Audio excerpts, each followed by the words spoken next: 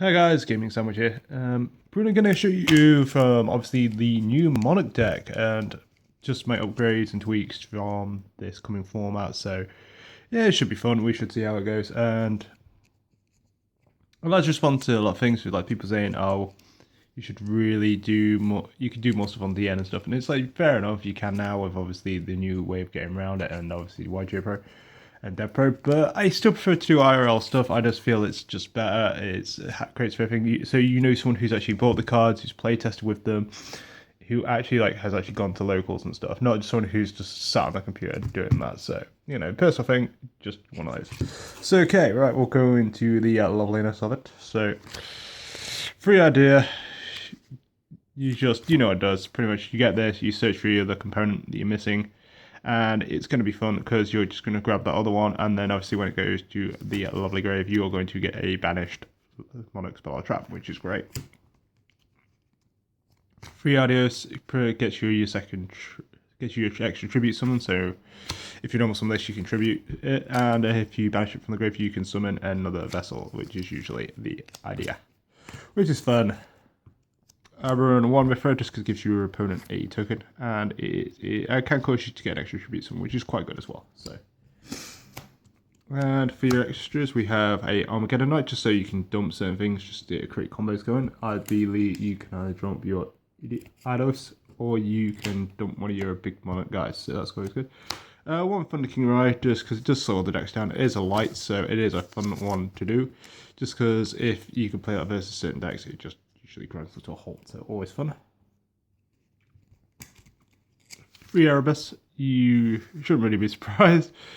Yeah, so send 2 Monarch spell or traps and run. So pretty much non-targeting, so always going to versus ships. So yeah, 800. And also if he's in the grave, you can discard a Monarch spell or trap to get him to your hand, which is really good. Here we go, free ether, and I run the 1 Curaz to go with it. Just because obviously with this one you can disrupt your place by tributing on your opponent's turn.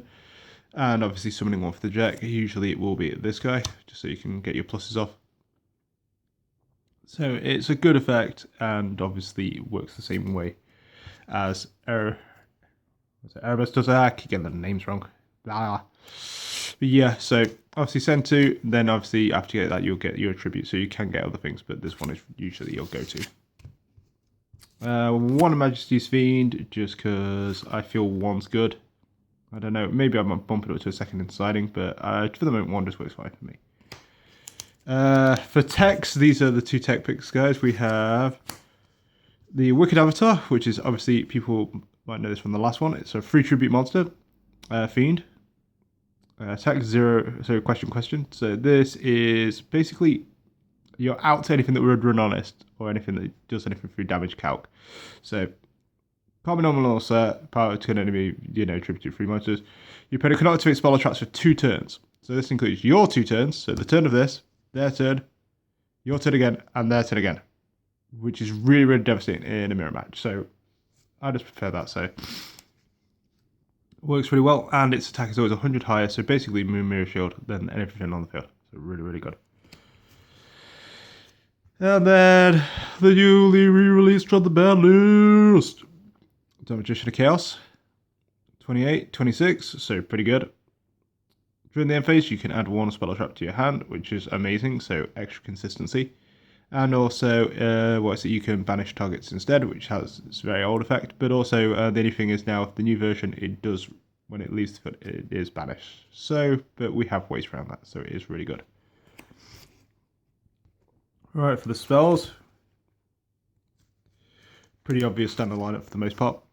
Free Pantheism, your D-draw for the deck, and also when it is engraved, you can banish it to your opponent randomly says, okay, here you go, choose free, add 1 to your hand, so really, really good. Free Tenacity, you gotta run the free Tenacity, reveal the Monarch, and just search, so yeah, always good for the free Tenacity. I run the 2 domain, because I feel 2 domain is good, 3 I feel is a bit cloggy. So, but yeah, 2 domain, pretty much lock down your opponent's extra deck, and you can reduce a Monarch by 2 levels, which is really, really good. And I have been told that if you do do one and then the other on the same one, it will become level 4, so that is pretty good. 2 Stormforth, so OP, so good. Saved my ass so many times, so yeah. Getting over ships and everything like that, so amazing. Well, tribute Predator monsters. 1 March. I feel 1's good, it's searchable, so I mean it's okay because I'm not going to use the extra deck anyway, so and pretty much the non-targeting with the Wicked Avatar is really good, so pretty much it locks down this creature effects. 1 rare because searching either Armageddon or either what is it, Ados, whatever, was really good. So 1 for 1 to get your level 1 out and get that summon off. 1 rare piece just because if I have got a cloggy hand, it's just nice to draw a card and want to sit on no damage. 2 Allure because 2 Allure is now legal, so you may as well run it. So yeah. So it's a pretty good. So pretty much just fit the deck out. And 1 Twitch Twister just to get around probably cards. Okay, so the last but not least, free Prime. I feel free Prime is good. I am probably the only person who actually sets Prime in the spell trap cards to get that effect off because I do like sending stuff back from the grave to the deck. So drawing 1 is really good. I just find that's useful, and then I can pop it, and it's just sometimes people just think it's other things, so I just like it for that effect. But it becoming a monster is really, really good. So yeah, free Prime, and it's a good discard out there for Pantheism. And last but not least, tech in the deck is 1 Escape from the Dark Dimension, because you have a lore, people are bottomless, and macro and all kinds of horrible hate. Escape is really good. And also, if your Top Magician Chaos does get banished, you can bring it back with this. So yeah, really, really good cards. Okay. I will show you what I've got sort of sided. I don't actually have like a really good side deck. I just have loads of like stuff I could use, so sadly about that, it's just like random stuff. So obviously you have 3 tokens because everyone needs tokens and they sing their extra deck if you didn't know. Okay, so Breakthrough Skills, Intercepts to nick my opponents in the mirror match. Overwhelm because it does the same kind of thing.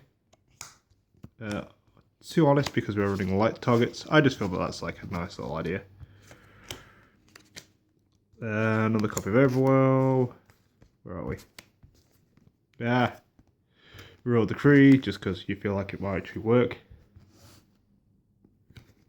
And then we got Sphere Modes and Ra, just because, you know, I feel like it could actually do something. So it's a useful idea. It's sort of some fun text and stuff to run. And then optional cards I consider are Bookaboo, Twin Twister, and Mobius if you're just feeling that way inclined. So this is the game. So tell me what you guys think. Sorry it hasn't been a long video, and I'll see you guys in the next one.